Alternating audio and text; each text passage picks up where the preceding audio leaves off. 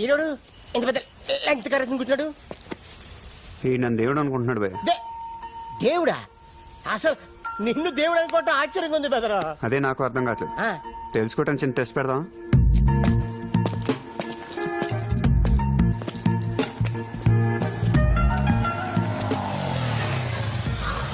ఒక 10 రూపాయలు కావాలి.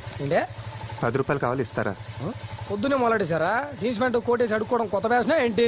10 రూపాయలు అంట. 10 రూపాయలు ఏదో పెద్ద బాయ్ కొనాలి అడుగుతున్నాడు.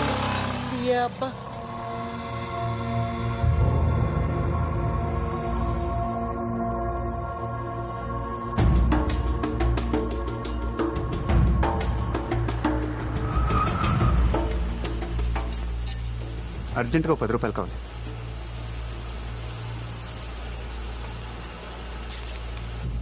చేంజ్ లేదు.